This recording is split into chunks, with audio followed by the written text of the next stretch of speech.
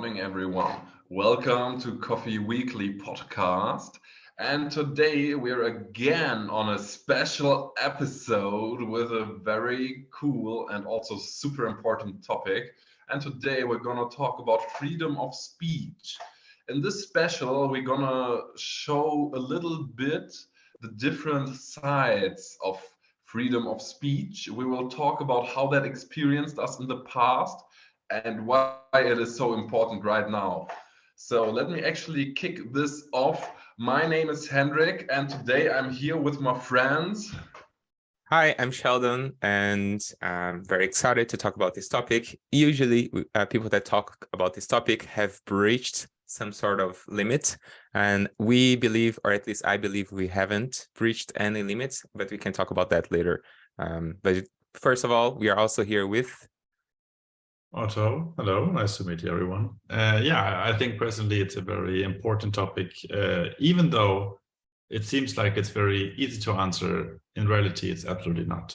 So happy to have this special where we speak about a different kind of concept and our views or thoughts or opinions on it.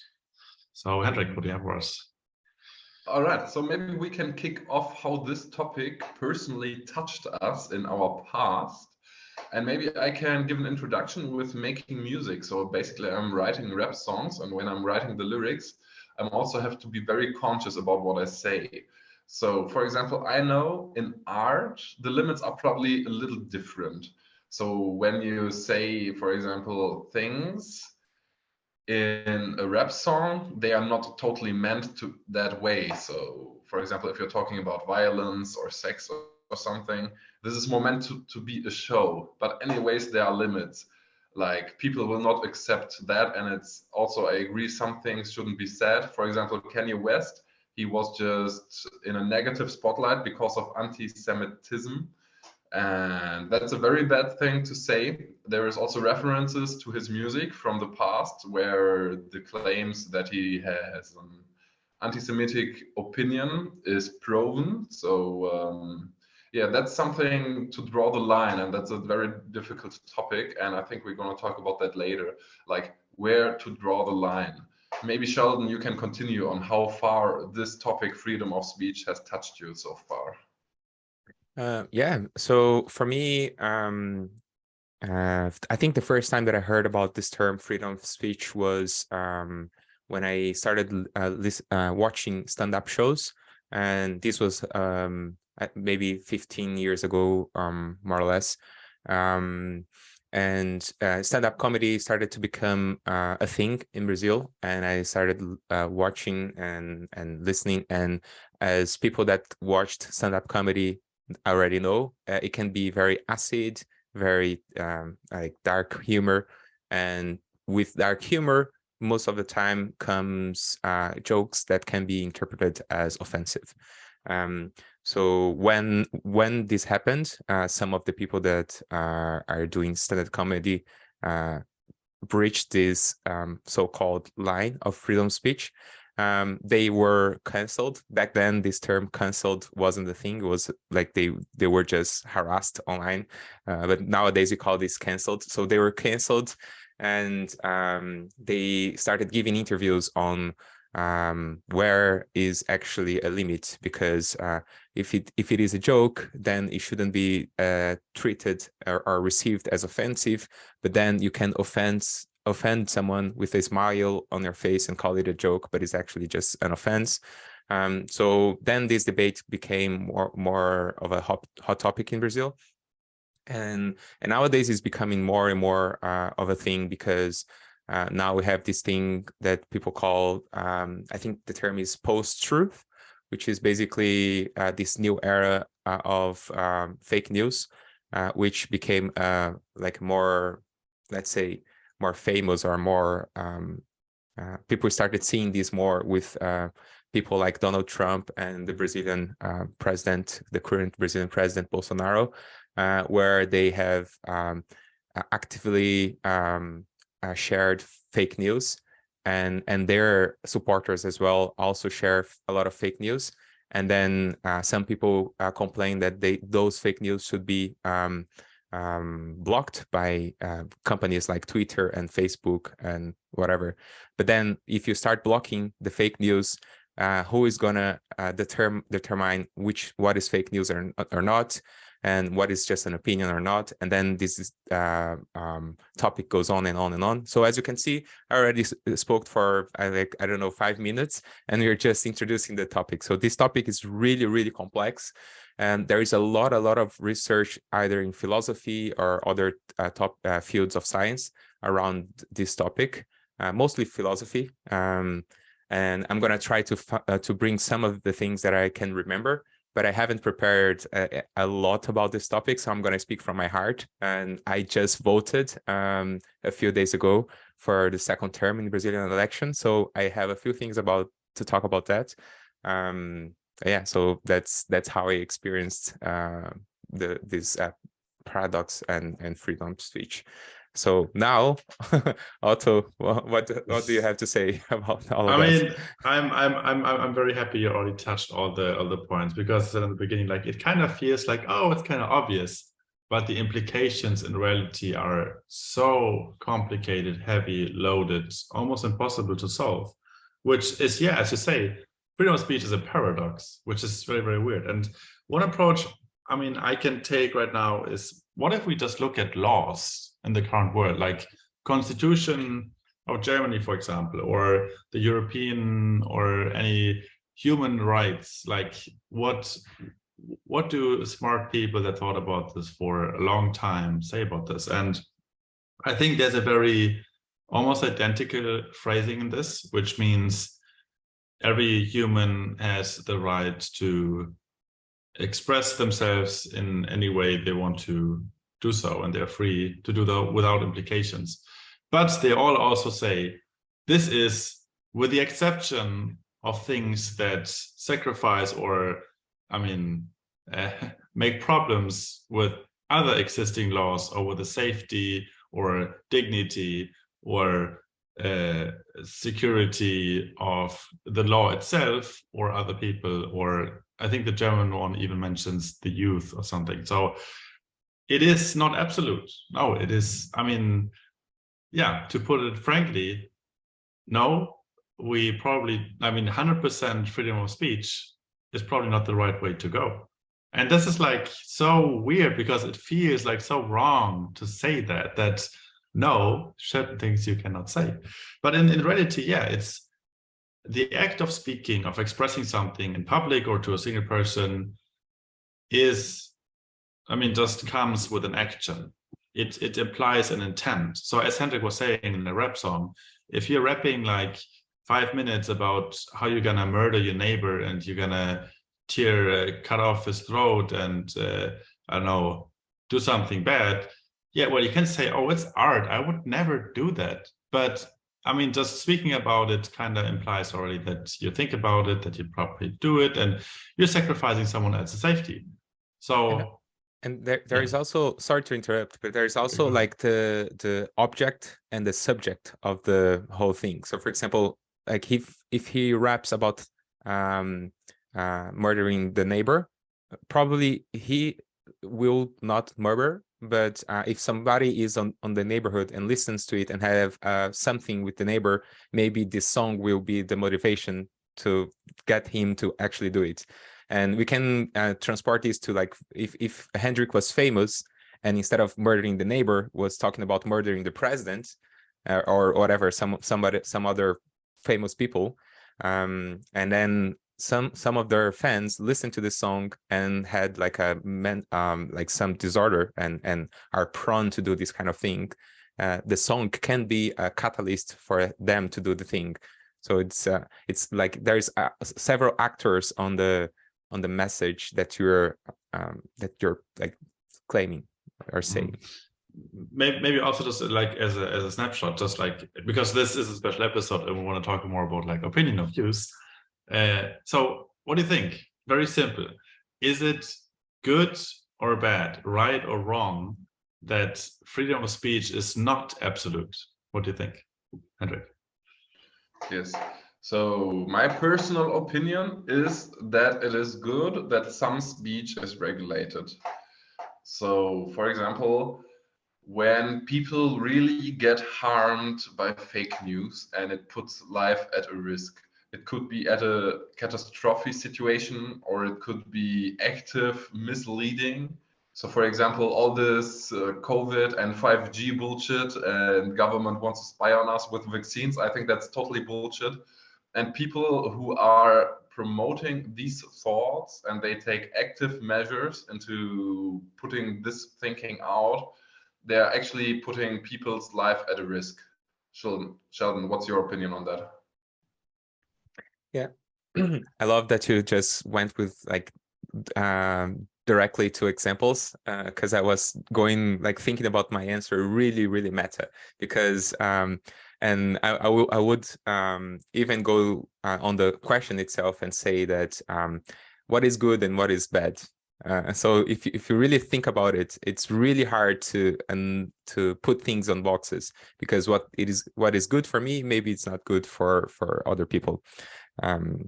Like, for example, sometimes some people like to get hurt and they go to a special place to get hurt, and some other people don't want to get hurt at all. So anyway, just an example.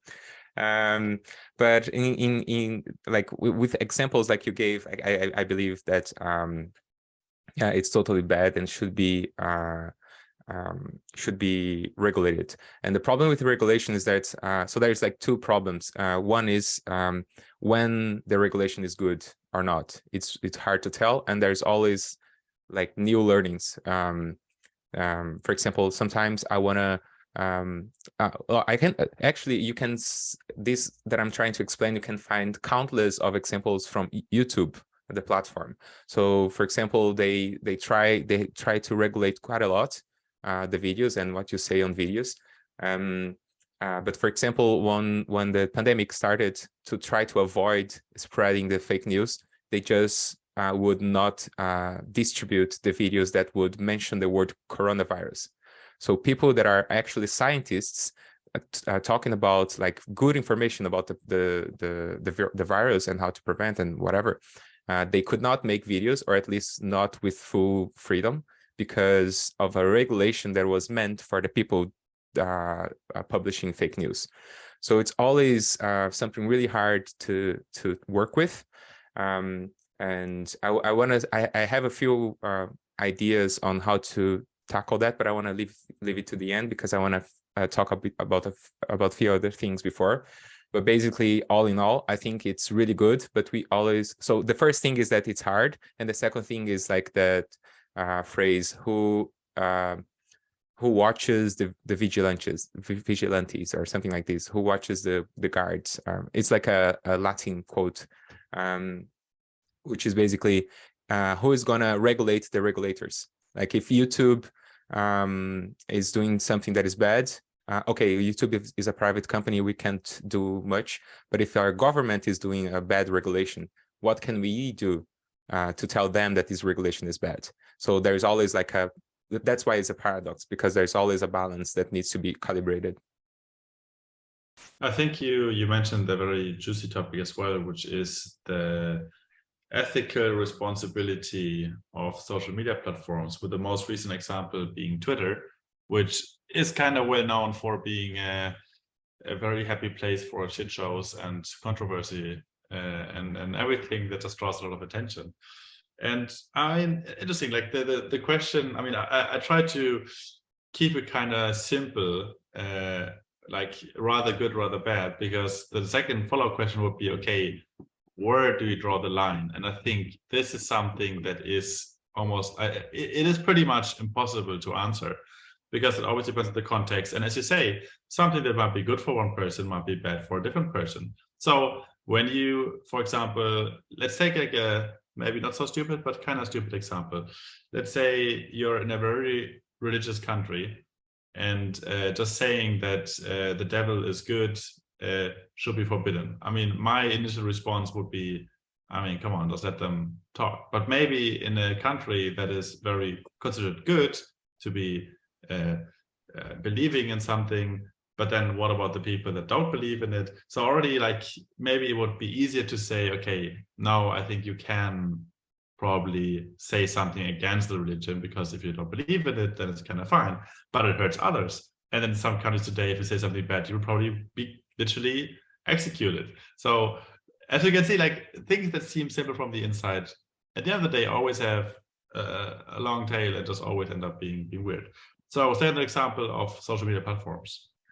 I think for a long time, they heavily wanted to explicitly say, oh, we don't moderate content. We're just, you know, a middleman. We're just a platform. We just do things, but we're not a newspaper. We're not like, we don't have an opinion. It's them. But then pretty quickly, as they grew in size, governments were saying, okay, yes, you can have this intention, but reality doesn't work. It's the same thing as if you have a person that is becoming very, very, very famous, and they're like, I just gotta tag random shit on my radio. If nobody listens to you, nobody will care. But if you have like a billion or a million people who watch you, yes, you will probably be approached by authorities, and they will tell you, hey, your extremist content is violating against the safety of others, and therefore cannot be given freedom of speech. And yeah, so in that sense, Twitter has actively been blocking famous people. Most worth to mention is the president of the United States, or the previous president of the United States, Donald Trump, which was a person riding like the fine line between pretty much saying things that are outright racist or things that are harming people, for example, during the pandemic, and just politically wrong things, just like to get attention, probably to stir up movements in his favor. I think it was very politically thought through, even though from the outside it sounds like a dumb tweet. I think there was only like a lot of intent behind it. Not that it means that, not meaning that's good, but that was decided by Twitter to be blocked, because the result, maybe their policy was like, okay, no matter who it is, let's look at the outcome. If we block this, maybe his like tweets result in 70% bad things and maybe 30%, okay, whatever, is a weird person, but we can let him do it. But maybe they were like, okay, the reality is, yes, we cut off, like the act of cutting her off might have some implications of cutting off good things, like we mute the president of the United States, which is like probably in some ways unheard of. But the benefit we get is that, yeah, we just make his controversy less available to the public, and which they deemed apparently positive. But yeah, who are they to decide? They're just some, I mean, simplified, some engineers that build a platform where you can send messages out. Why do they suddenly have a huge political influence? Should they have this influence? And then again, like, how do we know that they decide in our favor? Maybe the people at Twitter working there, they're very, I don't know, let's call them neoliberal, or maybe they're very like feminists. Maybe they're very like, they're all vegans and they block everyone who says something it means. How do we know that? Because we don't have any insight. We don't have any voice in this. We cannot vote to block him or not block someone. And I think this is where the state of today of, so I mean, with social media platforms becomes extremely tricky, because I think they probably have a lot of people thinking about these problems the whole time, and they're like, oh my goodness, what are we gonna do with this? Yeah, that was my latest input on this. No, I think this deserves its own episode, because one is like I mentioned, like the actors on the thing. One of the actors is like the medium through which the communication is going through. So in this case, like Twitter is an actor, but somebody else is using Twitter to talk about something that, and we are trying to see if this something is regulated or not, and should Twitter be the regulator, like the entity that regulates. And then we can do a next episode on the power of companies, and then we can talk about, for example, if Amazon decides to not do something, a lot of countries would concede power to Amazon. Like Amazon has power of bargain in some countries because they're too big, and then this can influence how we live as a society as well. But but before going too far, let me go back, and I'm gonna talk about a few concepts, and then I'll give the mic to Hendrik, and then later on I will answer your question on how to draw the line, because I have a few, like a almost formed opinion on this, and this is based on the concepts that I'm about to say. So basically, when this topic of freedom of speech comes into my mind, there are three things that I think about, and the first one is the libertarianism, which is basically these people that are libertarians. They believe that everything should be free, so you're free to say whatever you want, and no regulation at all. And then there is the other side of it, which is the paradox of tolerance, which is a concept created on a study by Karl Popper, and the study is called The Open Society and Its Enemies. But if you Google it, you'll find a cartoon that explains it quite easily. And basically, the idea is that if we tolerate every opinion or every movement or everything, we might be giving space to ideas that will take out our freedom. So, for example, if we give freedom to the police to be violent with us, and we don't have an entity that regulates police, we can end up on a dictatorship by the police. And this not exactly like this, but this happens in Brazil, and we had a military dictatorship for 20 years. And one of the things that we did after that is to decrease the power of the military army, so that they don't have this power to take over again. And I think something similar happened with Germany as well after the World War II, where there was a limitation on their army, so that a second Nazi German wouldn't come or something like that. So there is like the idea is that we tolerate, so the paradox of tolerance, we tolerate everything, but the things that are intolerable, the things that would take out our freedom, those things we would not tolerate. So these are the two concepts. There was a third one, but I cannot remember anymore. So I'm gonna give the mic to Henny, and then I'll say my opinion. Okay, thanks. So let me pick up there.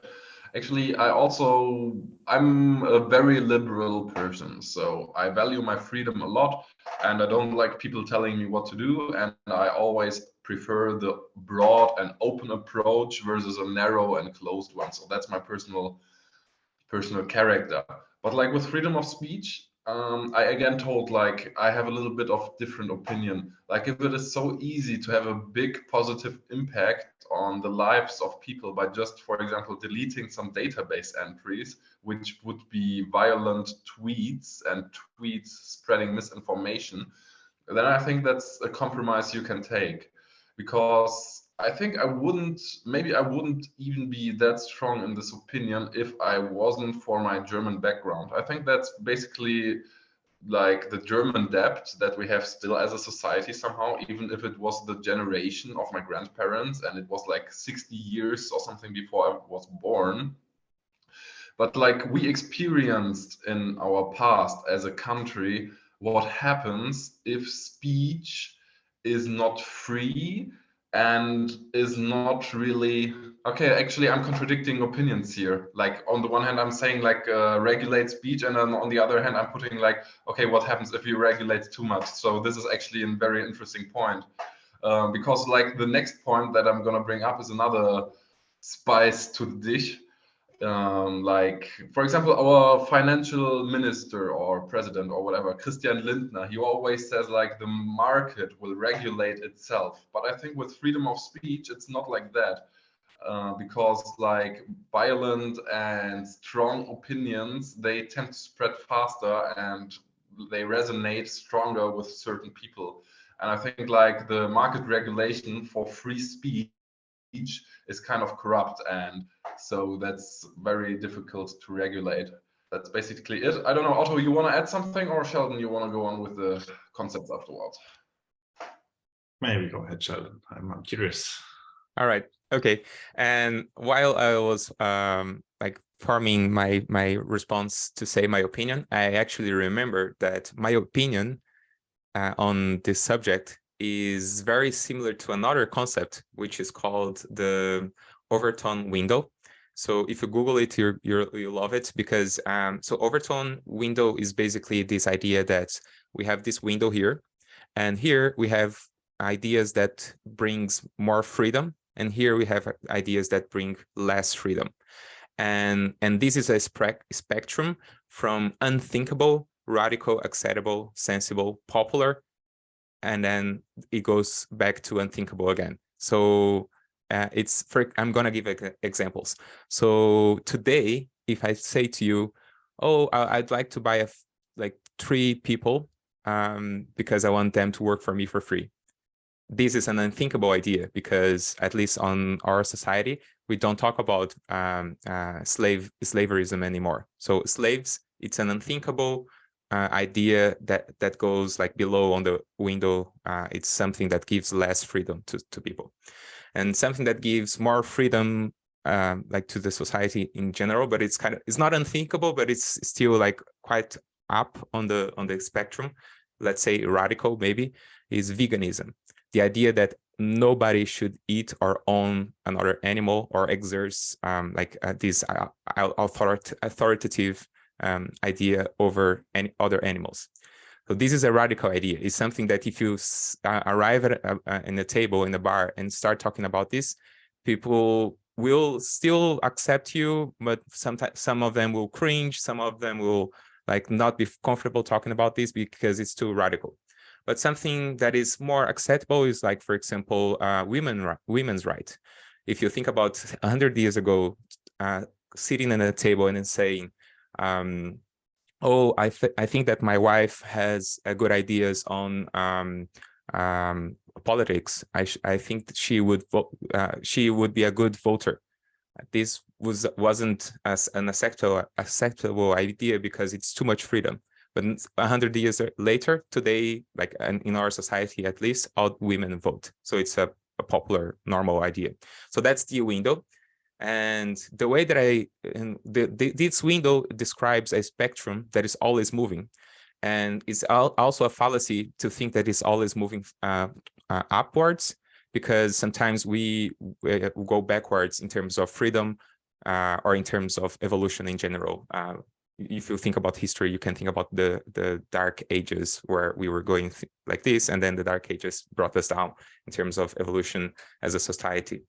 But anyway, it's a spectrum, and it's a moving spectrum. So my idea with the freedom of speech, and kind of my closing thoughts as well, is that the freedom of speech is something that is always moving, and we should always be having conversations around freedom of speech, and conversations like without having too much of let's say attacking each other. Like, let's discuss and agree on things that are talkable and things that are should not be talked. So we already know that the ideas that were popularized by Adolf Hitler were not good ideas. So we should not talk about that.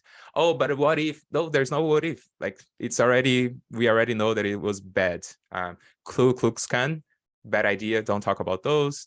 Like, those ideas we already decided as a society that this is a really bad idea. So there are things that are already discussed and agreed. And for those things, we should already like have a regulation. And there are things that are still in discussion, like, for example, like Trump being banned from Twitter. This was a thing that was like debatable in a few areas, and a lot of people debated around that. But eventually we are gonna mature in terms of ideas and as a society. And what Trump did would be very clear if it was bad or not. So yeah, so that's my opinion. Like, freedom of speech is a living thing, and it can sometimes go towards more freedom or towards less freedom depending on our society. So what you guys think? I like the concept that really displays that freedom of speech maybe is not really like a decision or plan. It's maybe more an observation of reality, because I think the thing it depends the most on is the state of humankind. So very simple example. So I mean, Donald Trump was well, banned from Twitter, and still, I mean, he was out to, I mean, express his thoughts. And there is like I mean, he started his own social media platform, I think probably as a response to this, which is called Truth Social, which was the point is that, you know, you cannot be censored. I mean, pretty much Truth Social, that was kind of the idea behind it. And there's another one called Parler, I think, or something in the US that gained quite some uprising after it was apparent that Twitter would block people. And their promise was basically unregulated speech. You can say whatever the fuck you want. And the reality is both of those platforms and plenty more other examples of platforms that promised unregulated speech, they all ended up regulating because they saw it did not work. Even if it was their biggest dream, nobody will be shut down. They had to, because it would just become a state of extremism, like things that would compromise the safety of their own platform. So it's kind of interesting to see that they arrived at the same conclusion, observation, by just letting it happen. Oops, yes, this is how it is. So I think that's probably why freedom of speech needs a little pinch of not freedom of speech, which sounds hard to say, but this is how it is. And a very little fun fact, I've just Googled because I was curious, is there countries today where women cannot vote? Fun fact or not so fun fact? Yes, there's one country in the world where women cannot vote. Can you guess it? It is, I mean, territory. It is the Vatican City. It is only male. It is only male cardinals who are allowed to vote for the Pope. Isn't that ironic? Like every country in the world, even the most, I don't know, Islamic or not that it's a bad thing, but like, you know, even the most religious countries that did not appreciate or understand that gender has no manner or matter in your right to vote, and the one who doesn't is Vatican. But yeah. So for my closing thoughts, I think freedom of speech is one of those topics that very quickly unfolds in there is no clear answer. It depends on the state of reality, but even then, it cannot be decided with 100% certainty. It's always including some losses and some wrong decisions. You will always cut out or include things that are too bad or too good in that sense. So I would say, yes, freedom of speech should not be absolute for the reasons outlined as well in the constitutions and basic human rights laws, is that it cannot be free when it sacrifices maybe also the freedom of speech of others, or just the safety or integrity or dignity of other human beings in our society. That's my closing thoughts. I just wanted to say that what you explained from the new social medias being created and then being regulated kind of aligns with what I said, because let's start this new society, no rules at all. Then we start learning new things that should be avoided. Then we create those rules. So that's what we are doing for humanity. And we learned a few things, like the things I mentioned, and people want to contest these things that are already decided. But then when they create this new society, they learn that's how society works. There has to be some rules. But yeah, sorry, Henny, go. No problem. I'm actually happy for your input. I was actually also happy to see you so strong in this topic, Charlton. I really enjoyed listening to you today. And yeah, I agree with what Otto said. Like, it's not really a very clear, good solution here. It's not like mathematics where there is a clear answer to that.